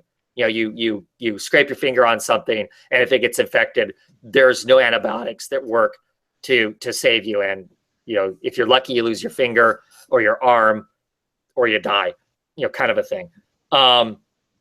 Because nobody's invested in antibiotics. It's kind of based on what's happening loosely in now, where we're starting to get these super bugs that are antibiotic resistance, and this is just taking it to the next fold. And this is set in England, specifically in London. It's political campaigns are going on. There's some kind of Brexit stuff going on in this. One political party kind of wants to exclude a lot of people, make people go away. They want to ration the antibiotics. And the other political parties, like, how do you determine who gets them and who doesn't get them? The one political party has this like value thing. What's your position? What's your station in the world? That's how soon you're going to get the antibiotics. If you're somebody they consider worthless, you're not going to get the antibiotics. And there's an argument over that. And we get this character, Surgeon X. She was a doctor at a hospital. She quits because the hospital and the government have these strict rules about who gets antibiotics and who gets organ. Because organ transplants are really easy now, except for the infection, fighting the infection kind of thing. And there's people think that the rules and restrictions around getting a transplant now are strict. They're crazy during this time, and she doesn't like playing by their rules. It should be whoever comes in should be saved. They shouldn't be making choices based on, oh well, she's a little overweight, and she comes from a poor middle class family, and all they eat is junk food, and processed food. So we're not going to give her a kidney because clearly she won't take care of it right, kind of a thing. And she doesn't want to play by those rules. So she has opened up a surgery place in her basement. And it's kind of, the story is around her family. Her family's all doctors of one sort or another, and around the conflicts between them as to, should they be doing surgery or not. I don't know that I'm blown away by it. It was okay. I'll clearly be picking up a couple issues because I'm, I pre-order enough in advance. But I wasn't like, oh my gosh, this is like the best thing ever either, kind of thing. It was okay. It's interesting. It's an interesting and depressing premise, really. Yeah. is what it is. Because it's one of those books that's kind of tied into, you can kind of see it happening with the Mercer and all the other stuff that's going around and whatnot, that it's kind of like, ooh. So, yeah. I got second issue of Generation Zero, and this has been a really nice one. I mean, for Valiant, I think they're really strong with this kind of stuff. This is based off of characters that have been in other books, but you could start with issue 1 of Generation Zero and just go. The kids are all interesting. They all have very unique psychic powers. One, like they try and sneak themselves into school, so they have this fetus that is psychic and smart, who is in the body of a brain dead mother. So as she goes in there, yeah, it's really kind of weird. So the mother isn't talking, but the fetus is, and it's projecting her thoughts. And the one lady who's working with her is like, I'm having a little trouble understanding you. I'm not sure if it's because of your accent or if it's because you don't move your mouth when you talk. And she's like, just ignore this and just go ahead. And I'm like, and she throws away the paperwork and all that. And so it's really kind of weird. These two children that hold hands, and they got the unibrow, and their brother and sister, and their powers increase the closer they are. And she's like, do you have to hold hands? And they're like, no, but we know it makes people feel weird, so we do it. And so it's got that kind of, weird X-Men Doom kind of feel with the misfits, the misfit, psychic people. So it's good on that note. The artwork is really super strong. They're continuing to investigate the main girl's murdered boyfriend, and her father, the police officer, comes, busts a party, and then he finds her with all the Generation Zero people. He kind of like throws a punch into one of the kids' stomach, kind of like, you're bad kids, stay away from my daughter. And so it's got that whole vibe going. It's just nice. It's definitely that teenage generation rebellion feel that even an old guy like me can enjoy. So I've been liking it for what it is. They did kidnap the popular girl in school, and now they're questioning her, and they bring in Sherman right at the end, the main girl, and they don't, just not this guy. So like, oh, by the way, we kidnapped her. And she's like, Sherman. So she hates she's like, I can't believe that I was nice to you and I sympathized with you. I knew you were a freak. I knew this was going to happen. So it's all that kind of stuff. I mean, it's probably very typical comic book, but I like it for that. It sounds fun. Sounds fun. Yeah. And an awesome, play on some of the superpowers, make them a little different and whatnot. That's cool.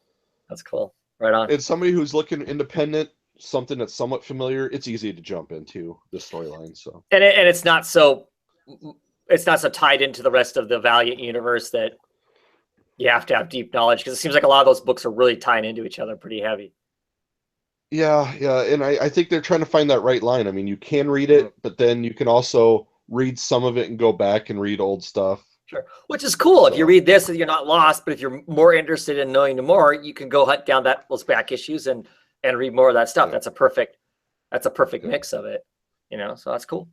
Right on. So Deadly Class is back. Except it's the new Deadly Class. New class. Yes, it's the new class. Issue 22, I believe. We're in 1988. 1988 was a very interesting year. I'll just let you know.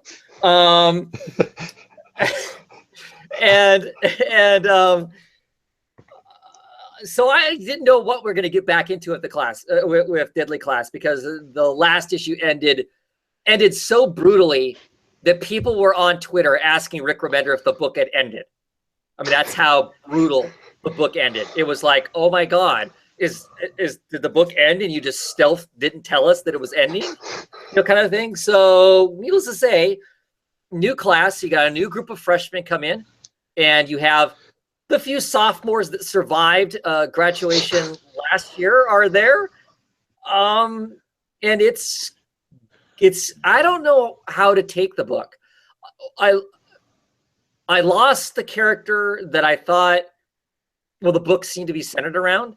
And that character had a lot of really bad flaws, sometimes acted like a douchebag, but at the end of the day, kind of seemed to be wanting to kind of do the right thing, or kind of wanting to, you could sympathize with the character anyway. And I say that knowing full well that all of these kids are trained to be assassins. They either are going to kill or have killed somebody, and their families are murderers. That's why they're here, is to carry on with the family tradition kind of a thing. So clearly everybody in this book is despicable. I mean, let's get that out there now. So when I say this kind of stuff, it's not like I'm like, oh yeah, this person's the best person ever, because they're not. They're all horrible. But those characters are gone now. So I'm going to have to reinvest, because I got some new characters. The freshman class, we don't know a lot about them yet. And a lot of the people who survived last year are the people I hated. They're the people you hoped were going to get shot, stabbed, blown up, or whatever, and they survived. So I don't know. I love the book. Don't get me wrong. Love the book. Love the pacing of it. Love the art, the style of the book. It is so on point for being its own thing. It's great and fabulous in all those ways. Just for me personally, in my personal journey, reading the book,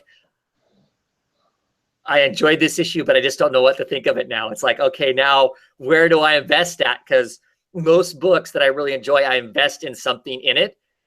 And the investment did not make it to issue 22. So I don't know. I don't know now. Yeah, it's going to be cool. I mean, it's going to be full of treachery and backstabbing and horrible stuff. And for some reason, I like reading about that. So yeah. Good stuff, but crazy at the same time too. So yeah. Awesome. I got Tales of the Dark Side #4. The first 3 issues kind of centered around this one young man who has psychic issues around this also like cursed Rubik cube. This one, he appears right at the very beginning that helps cause the incident where this young lady crashes into a mailbox of one of her neighbors.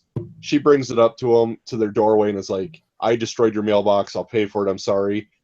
Well, the parents need a babysitter for these 2 rotten children that are hooked to their electronic devices. And she's like, well, it's even better. I'll do that. I've always babysat. And you guys just moved in. My boyfriend can fix your router. So the parents step out, the boyfriend and her in the house. The kids, all of a sudden, you start to get this really weird vibe. And the children, when they play on their tablets, can make whatever they draw become real. Mm. So they start summoning, because they first make it night become day, and they could see it out just this one window. They start summoning monsters and stuff like that. So it's meant to be that Tales from the Dark Side vibe. Mm-hmm. The parents end up becoming these stuffed wicker people out in the front porch, and the kids start fire, and the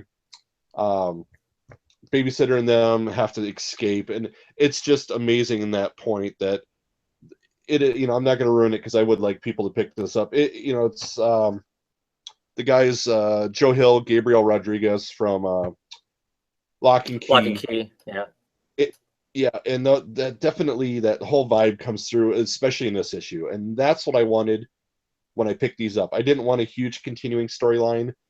I wanted, little vignettes like you used to get from the TV show. Mm-hmm. Mm-hmm. So it was enjoyable. Cool. I really like that one. That's an IDW book? Yes. Yep. Cool. So I'm hoping that they do a couple more. I know that they're supposed to be making another issue or another run of Lock and Key. So maybe another, 6 issues of it. So cool. Yeah. Let's see. So to counterbalance that wonderful uplifting book that I just talked about, I picked up Josie and the Pussycats, issue #1, Archie Comics. Full disclosure, as a long time early mid-70s comic book reader, this is the first Archie comic book I have ever actually purchased. I own some that have been given to me, but I have never actually bought anything Archie related of my own. So here we go. This is the closest I'm getting to an Archie comic, probably. So I decided that I wanted a book that was just fun. Had some levity to it. I was reading Patsy Walker, aka Hellcat, and that started out kind of fun, but then it just got to something about it just kind of bugged me. It wasn't fun anymore for me. It got a little too cute, not in a smart way, I guess, for lack of anything else. So I heard that this was coming up, and I thought, well, I'll try that. Always loved the cartoon as a kid, it has Marguerite Bennett on it, who I'm a fan of a lot of stuff that she's writing. Of course, most of the stuff that she's writing that I read is, you know, twisted, messed up stuff like, you know, animosity and, you know, and insects and stuff like that. But she's helping write this along with Cameron Dialdo. And Audrey Mook is the artist. This is her cover. There's a lot of awesome variant covers of this that just, if you like, I like music and rock and roll a whole lot.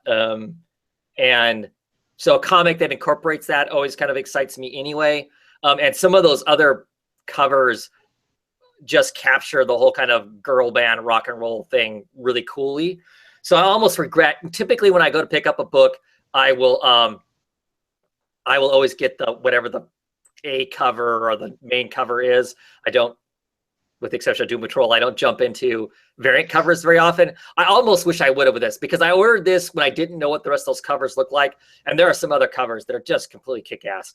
At any rate, so this is the first issue. It kind of does a origin story of sorts. We get Josie. She is singing at like a coffee bar that nobody goes to. You know, and she doesn't have an audience. She's not appreciated. And she's kind of singing folk songs that would be the kind of folk songs that would have been sung in probably the late 60s kind of stuff. So she's kind of totally out of the vibe that's around her, kind of a thing. And she is roommates with, I want to say her name is Madison. I'm probably wrong on that, but that's the name that comes to mind right now.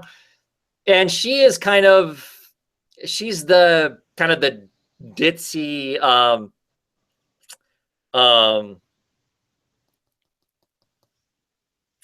oh, I'm drawing blanks on people's names. Maybe they'll come to me. Anyway, she's kind of the ditzy blonde.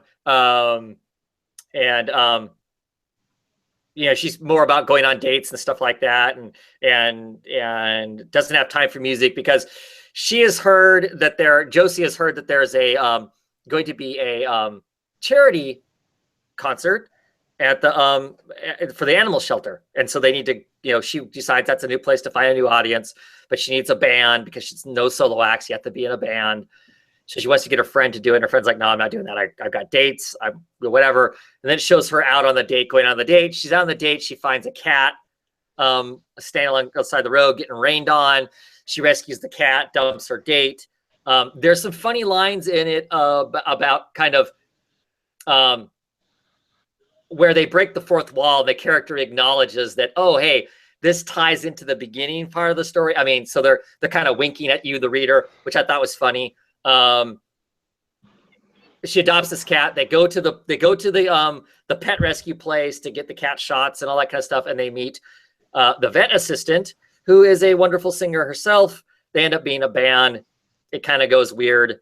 I can't remember. There's the lady with the white stripe through her hair that always is kind of hates them because they're popular, tries breaking them up the first issue, but they end up coming out of band on the other side. Yay. Nothing deep to the book. It's kind of funny. It's kind of cute. I don't know how many issues I'm on it for. I don't know how many issues it's going to go. It was fun. It was fun for what it was, but it wasn't like it was the best thing ever, but it was cute, like I said, and had a few good laughs in it. But I was going to see if it, yeah, it doesn't have, I mean, it has pictures. It has pictures in the back of it of the other covers, but they aren't very big. And it has the 6-page reprint in the back of this issue of the original Josie and the Pussycats when they first become Josie and the Pussycats, which is kind of cool to see that the original take on it. And they have a letter in there that talks about how that came about, how Josie and the Pussycats came about. Because Josie was the comic for like 59 issues before it became Josie and the Pussycats. It was just kind of a phase that she was going through, decided they wanted to be a band and whatnot, because there's all this, the 60s were exploding, the late 60s with the Beatles and all of that kind of stuff. And and the creators thought we should tap into that, kind of a thing. And so that's how it came about. So it was cool.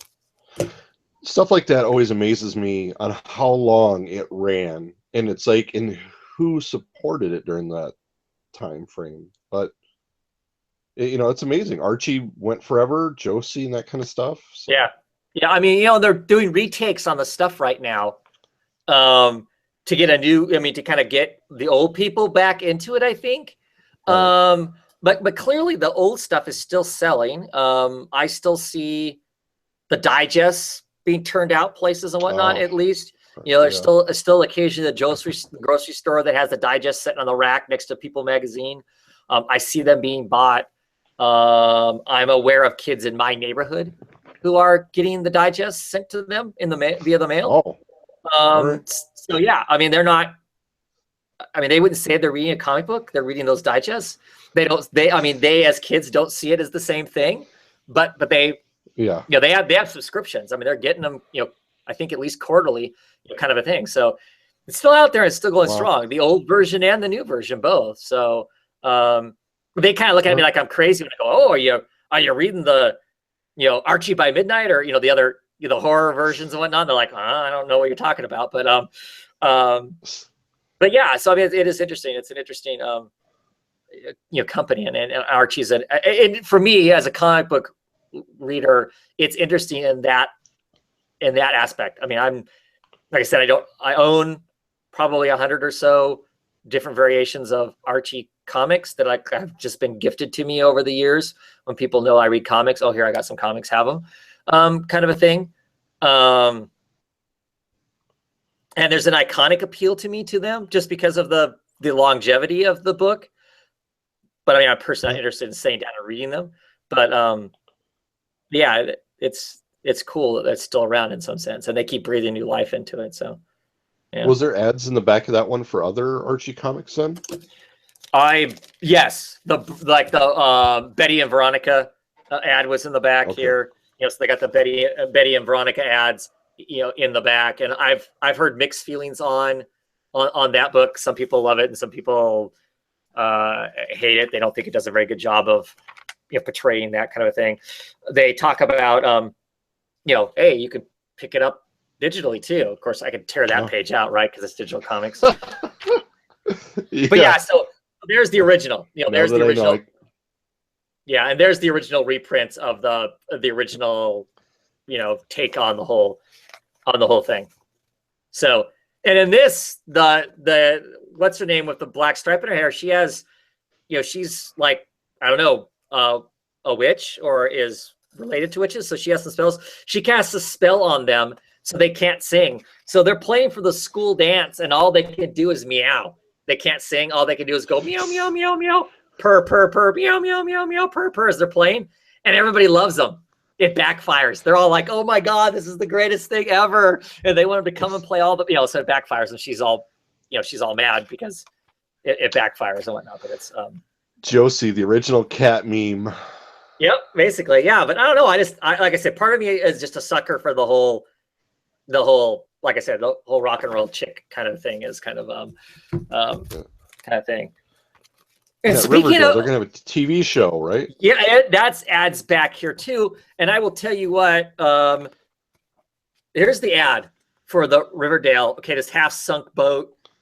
It looks like it's gonna be the next Twin Peaks. I think that's gonna turn some heads. If you think, oh, it's going to be Archie, it's Riverdale, it's going to be, fresh-faced kids. I don't think so. I think it's going to be a little twisted, I think. All right. Just the ad. The ad looks way too sinister for it to just be straight. So, speaking of digital, I forgot that one of the things I have to talk about with the you got some digital? Yeah, that's what it was. The Surgeon X book has an app that goes along with the book. And you use the app and you can look at the pages. It'll show you the pages in black and white, so you can look at the black and white art if you want to. It actually also has like hidden text behind the text bubbles. It has its own soundtrack, its own score, and it's got some animated features in it. $3.99 for that app. Did Travis buy the app? No. But maybe that's a good price, though. If you're going to get all that extra content for every issue, if I had to buy it every time, I would never do it. Yeah. Part of me is tempted, though. I may go back and buy it if after I get a couple issues worth and decide whether or not I'm interested in that extra content that's there. But it is kind of a different way to deliver that extra content. Now, my question would be, is if I buy this digitally, do I get all that content? If I bought it digitally and I got all of that content, it might be worth buying digitally.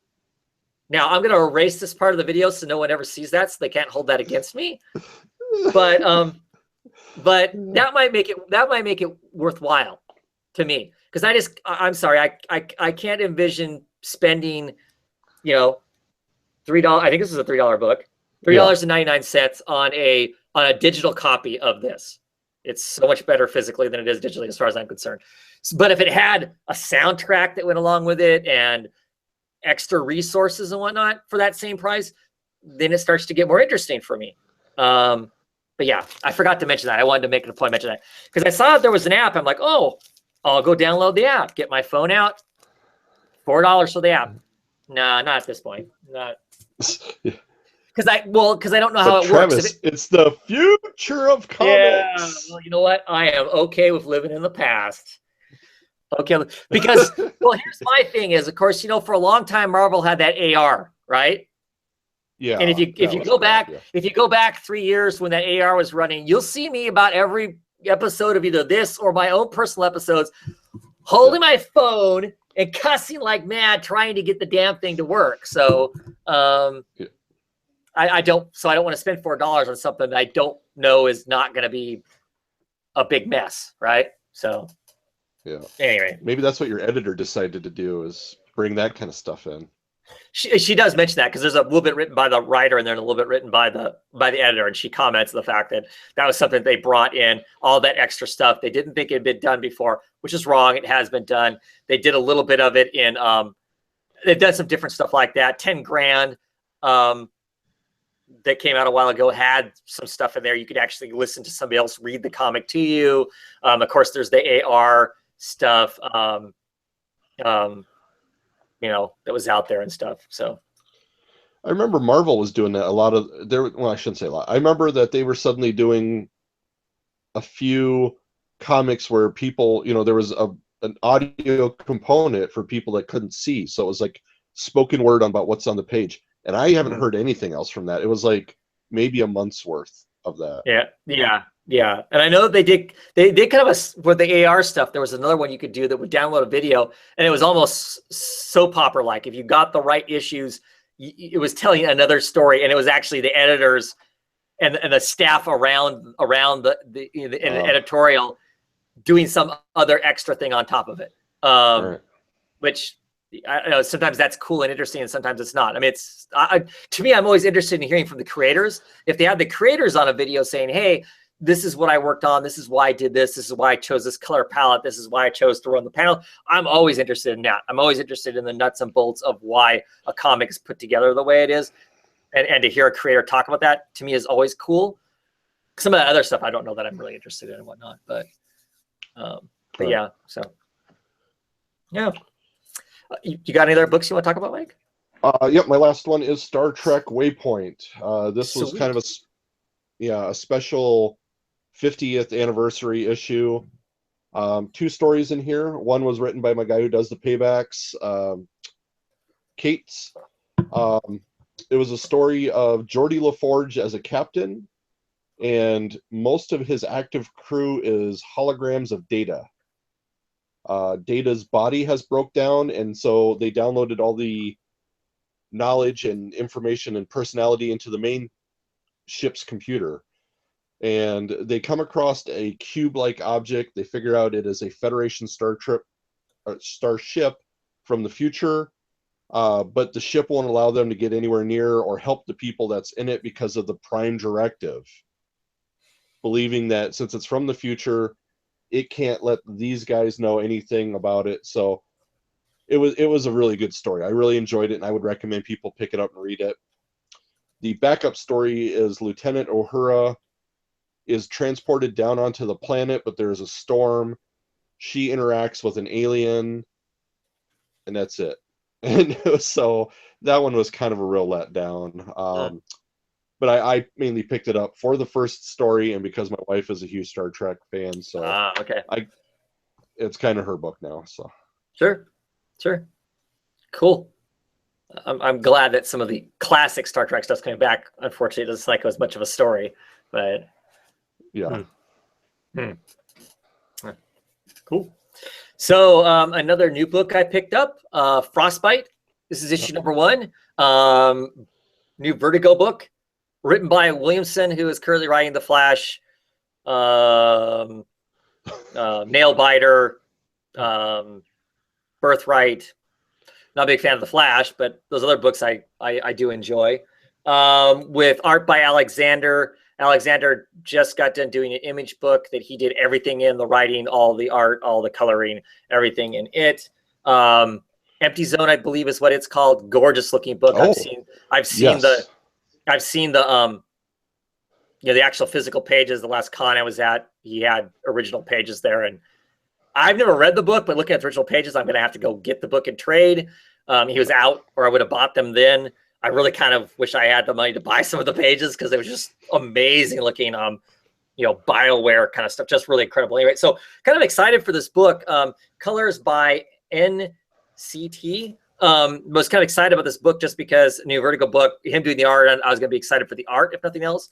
So the premise of the book is it is set in the near far future, and it's the new ice age has hit. And my first thought was, when I heard kind of part of the premise, I'm like, okay, I mean, right now, if it's kind of set in reality, believe it or not, we have climate change going on. Things are getting hotter. So I'm like, how do you have ice if everything's getting hotter? Well, the premise of this, and they do a really good job of telling you how it happened, like in half a page, basically. Some scientists, as everything was getting hotter, they tried turning that into an energy source, this constant rise in temperature. They don't go into the nuts and bolts of the real science behind it because that would just bore the hell out of us, right? But basically, they screwed up in the process of trying to harness this energy. Instead, they threw the climate completely the opposite direction and threw us into a new ice age. And when I say new ice age, Mexico City is like 12 degrees Fahrenheit. So it's freaking cold, kind of a thing. Everything's snow. People are, everything is about buying heat. Everything you do, you work to buy heat and food, but it's really about buying heat, kind of a thing. And on top of that, we find out in this issue that there's this infection, disease, whatever it is, called frostbite. And when you get it, you freeze from the core out. You start to slowly, literally freeze solid. One person has frostbite in this, and everybody starts to run from it. One guy just smacks them, and they literally shatter into pieces like ice cubes, basically. So our main characters, it's kind of lawless. There doesn't seem to be a whole, there's some form of government, but clearly it's kind of the Badlands kind of a thing. They're in Mexico City. This character and her crew have been hired by this doctor and his daughter, who seem very rich. They're wearing nice clothes. They're actually wearing like jackets that have heaters inside of them and stuff like that to survive the winter. They're supposed to haul them up to someplace in California where there's a lab at. They don't really want to do it. They think it's kind of suspicious. Why are these people just taking Northern Train? Well, they need to be kind of secret about it. They're humming and hawing about whether or not they're going to take them, and they're suddenly attacked by a bunch of mercenaries, basically, and they have to run from these mercenaries. The woman is with the doctor, and one of her crew is with the daughter, and they run in opposite directions. The guy she's with, she finds out, is one of the last living guys. That's the people who screwed up the climate and basically killed her family, killed millions and millions of people. She does some justice on the guy. They find out that his daughter is this like expert on biology and stuff like that, and she supposedly has a cure for this whole frostbite thing that is infectious. And how the government deals with, once they find out a place has frostbite, they usually lock it down and blow up everything inside of it to keep it from spreading. So if you happen to be in the wrong place at the wrong time, so they're trying to run from this city because they don't want to be stuck in the city with this frostbite exposure going on. And so now they're going to be creeping out across. So basically it seems like the story is going to be, they're taking the daughter, they're going to run her up the Mexico coast up into California so she can create this cure and make the world a happy place. Well, while they're doing that, of course, they're being hunted. I'm sure there's going to be more in it than that. It was a decent first issue. The art is really cool in it.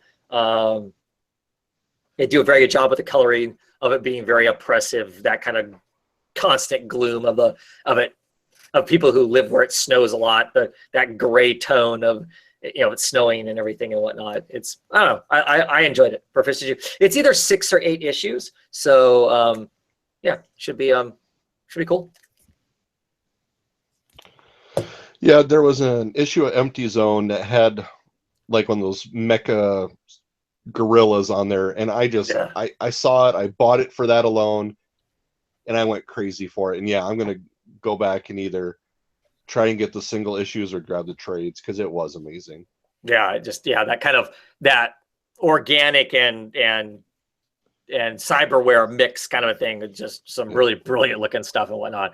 And this is really good too. I mean, it's not that, it's different. It's these big snow cat vehicles and them in big fluffy coats but I mean, it still looked really good though. It was really kind of cool. So yeah, I might have to go back and look for that one then.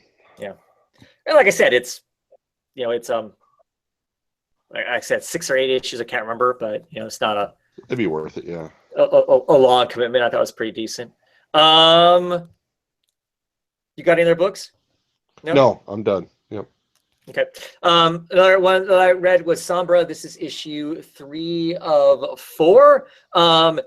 This is our story where this DA agent has gone into Mexico to hunt for her father, who's gone off the rails. It's kind of still continues to be that kind of Heart of Darkness or Apocalypse Now kind of a feel to it. He's created this quasi religion. We find out in this issue he's manipulating a bunch of young people to kind of do his bidding, and he has some idea that he is going to change the Mexican government, the US government, the DEA, and the cartels with this whole thing he's got going on. He's going to throw all of them out because until all those things are brought down, the people in this area of Mexico can never live happily or whatever. Basically, he's coming across as he seems very reasonable in the way he's talking about it, but clearly you think about his plan and it's completely and utter ape shit. And by the end of it, it's really clearly that way, as he seems to be enlisting child soldiers now to do his bidding. So, how you could see that guy as a good guy, there really isn't much of a way. 1 issue left. We'll see where it goes. I think it's going to end poorly for the DEA agent and her father. I can't imagine anybody coming out of this thing on top, but still really cool. Really like the art. It has a good vibe to it for being a 4-issue kind of a thing. Yeah. And the last book that I got to this week was The Odyssey. The Odyssey is back, issue 11. I love this cover because it's an homage to Clement's The Kiss, except for in this case we have 3 characters in it. This entire issue is written in limericks. There are 2 limericks per page. Every page is basically a giant, like 1-page splash. That's in the back of the issue. They talk about how it really is kind of broken up almost into a 9-panel grid, but it always has kind of a center picture in it. The art in it by Christian Ward is brilliant. I really think that Matt Fraction is just smarter than smart with the way he's writing this thing. I will say this: it continues to be a book that you almost feel like you have to have some level of being kind of a lit major or a literary nerd to enjoy some of the levels of some of the storytelling. So, like I said, this whole thing being written in limericks, for instance, in some ways makes it easy to read and also makes it frustrating at the same time. The reason it's written in limericks, this issue is kind of tying up one of the family stories. The way the Odyssey is written, it's written in, there was the battle at Troy, and people are leaving after the battle is over with, and this story is being told about 3 different groups that are leaving from there. This is kind of a one and done story that caps off some of the last little bits of that. In this issue in particular, we're talking about a family tree, and the family tree is so completely screwed up. This is one of those family trees where they eat each other. Twice in this story, in this issue alone, they make stew out of their children. So it being written in limerick, which is kind of a tongue-in-cheek kind of a way to write something, I think as much as anything else kind of has to do with you have to throw levity at this, because if you don't laugh at just how totally nuts and absurd it is, I don't know what else you do with the information, because this family tree is just completely messed up. I mean, it makes Oedipus Rex, a guy who, gets sent away, comes back, kills his father, beds his mother, and then afterwards finds out he beds his mother and stabs his eyes out because it's so bad. Makes that seem very, very tame. So to kind of tell this family tree, you kind of have to do it in some sort of a kind of a laugh at it kind of a way, because it's just so messed up otherwise. But I love it. It's to me, it's brilliant stuff, but it's not, it's not an easy read, by any means. You don't just casually sit down and read it. You can casually look at all the beautiful pictures that are in it, though. My understanding is that this issue and a couple other issues won't be collected in trade until they get to the end of the series. The series is going to be about 36 issues long, is what they have planned out for it, my understanding is. And they'll put out like 3 hardbacks and then bigger trades of those three different groups that went to left Troy, and this will be tied into those parts of that kind of a thing. And I think the next issue comes out I want to say next week or the week after that. There's a quick turnaround on these two issues, I believe, or 2 of them come out in 1 month or something like that for some reason. But I really like the comic. Maybe reads better in trade, looks better in singles, because you can lay it out. Because in not this issue, but some of the issues, they have these gorgeous double-page spreads, and you're just not going to get the full effect of that in a trade. Not to mention the fact issue number 1 has like a 12-page spread. One side has a map on it, and the other side is like the war-torn grounds after the Battle of Troy. And it's just this massive, super long, picture of that. But cool stuff. And for anybody who doesn't know, the Odyssey is kind of the retelling of the Odyssey, but it's been kind of gender bent. It's set in space as opposed to the Greek Isles and whatnot. But and kind of plays with the Odyssey, and then throws in some other tales along the way. They mix in some Arabian Night tales, and some other Moby Dick type stuff gets thrown in between some of the other storytelling that goes on there. So anyway, good stuff. And that's it for my books this week that I got read. I think the only books I didn't read this week yet are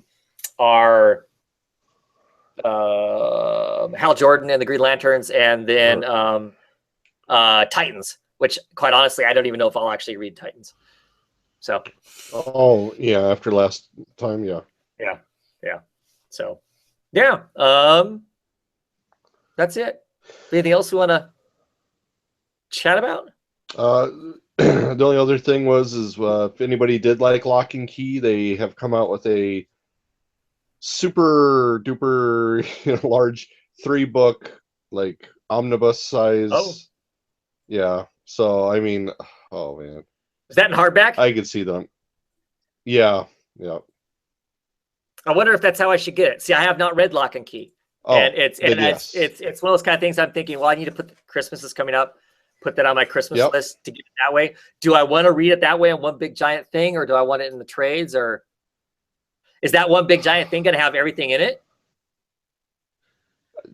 To the best of my knowledge, yes. Yeah. I think this is the final release of it. Do you know when that comes out? Let me see. I think it was in this one.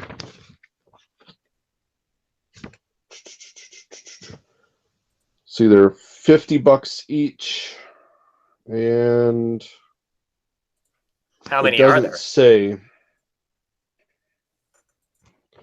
So I put it Okay, on so 3 Twitter, of so them, you're huh? looking at. Okay. That's what I believe. So I think that's what we're looking at. $50 each. So that's gonna look super sexy sitting on your bookshelf. Oh yeah, oh yeah. Yeah. The complete lock and key in 3 volumes is what it says at the top. So Okay, so I would assume that has everything. yeah, That might be minus I worth. guess the one that they're going to print out here soon. I'm sure. Oh, sure. That's I guess it would be a problem if that's an issue. May have to at least ask for the first one. Yeah. Huh. Yep, those will be filthy, sexy little books in the bookcase. I could see Yeah, that. for sure. Yeah. May have to put that on the list. Yep, you've been good. Santa should treat you well. So Hope so. Cool. Do we know anything particular special coming out next week? I, to tell you the truth, I haven't looked to see what's rolling out. No, I was just kind of starting to look at that, but Yeah.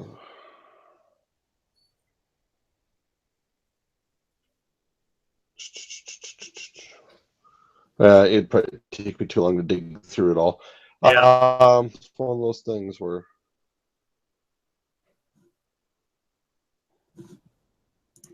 Let's see here if I can get just so that people know. I use the comic list is what I use for to look at what books are coming out. Comiclist.com. Not that I'm advertising for them, but that's what I use just to kind of look through here. What is coming out? Lady Killer #3. Oh, awesome. New book that's coming out that I'm excited for is called Shipwreck #1. It's by Aftershock Comics. It's written by Warren Ellis and art by Phil Hester. Phil Hester. Yeah. And I don't think the first issue, but like the second issue of it, he actually did the issue of 2 different eyes. Oh yeah, I forgot about that. Yeah. Right, because he actually was having problems seeing, so he actually had a cornea transplant halfway through, halfway through the book. So I think so. He has an inker now, which normally Hester would do his own inking. So I think he's got an inker, but whatever. I love both those creators. So I'm excited for that book. I'm excited to see exactly what that's going to be like. So I know for sure I'll be picking that up. Second book of Monster Men. I'll grab that one. Yeah. Under the Archie publications, it's showing here that Archie meets the Ramones. Hasn't that already come out though? I thought it had already come out. Do not know. If it hasn't, I have to figure out how to get that. Somehow I did not order that. I'm a big Ramones fan, and I don't know, something about the idea of Archie meeting the Ramones, to me seems funny. So, all right. So yeah, I'll be checking that out.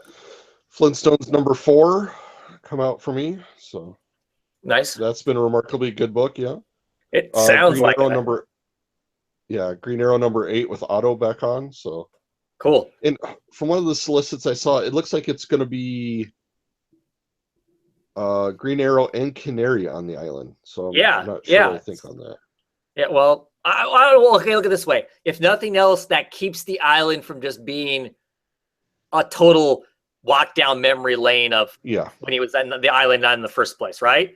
I would hope so anyway. I would hope that would keep him sidetracked enough being stuck on an island with Dinah to do something different. Another #1 book that's coming out. There's actually a couple coming out from DC that I'm interested in. Dead Man, Dark Mansion of the Forbidden, 1 of 3. It is a $6 book. It's $5.99, but I think it's square bound. I think it's extra thick and square bound. I'm a big Dead Man fan. I've picked up all the other over the years when those have come out. I've picked them all up, so I'll be picking that up. I think it's a quasi romance story. I think is kind of how they're billing it, but I'm interested in that. And The Death of Hawkman is also coming out. I'm kind of curious about that too. So, which people initially when they heard that, they're like, "Oh my gosh, no! How can you be killing off Hawkman? He's hardly been around." Dude, the guy dies all the time. I mean, he dies and he's reincarnated. It's part of the gig. So don't get too upset over that. But so yeah, I was gonna say for the nostalgia factor, there is He-Man and the Thundercats, 1 of 6 coming out. Oh yeah, right on. Midnighter and Apollo. Anybody who is reading the Midnighter stuff might be interested in that because it's done by the same crew. I think that Atco is doing the art, is at least doing the covers if he's not doing the interior art, and written by Steve Orlando, the guy that wrote the last Midnighter series. So I'll be picking that up just because that's been solid. And I was just gonna say on my list, it's also letting you know it's 1 of 6. Yeah, it's a miniseries, right? All right. Yeah, and also book I'm super excited about. Quite honestly, almost more excited than I was for Doom Patrol, which is surprising to say. Shay the Changing Girl #1 comes out next week too, and I'm stoked because that book looks like it's just going to be absolutely nuts. The last issue of the Suiciders, Kings of Hell is coming out also. Yeah. Let's see. Anything image-wise? I haven't even looked to see what's coming out image-wise.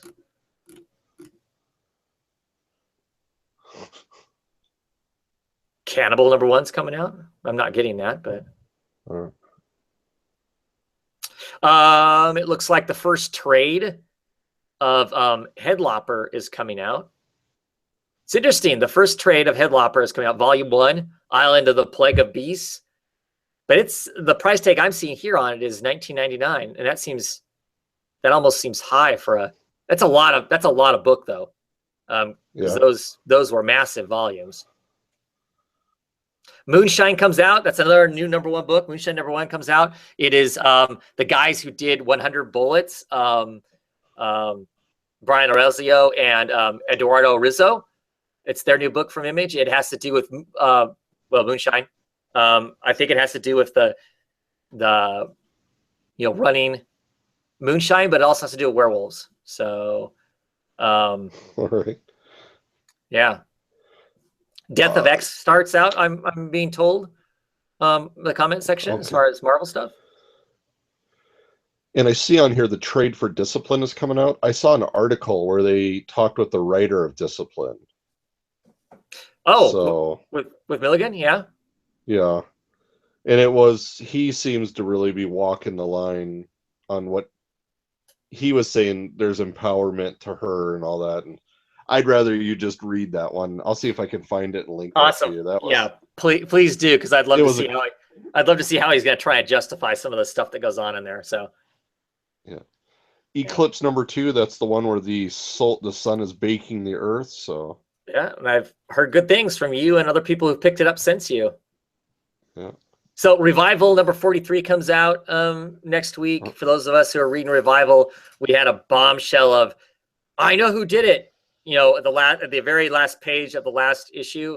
So maybe this issue will actually get the why and how of that.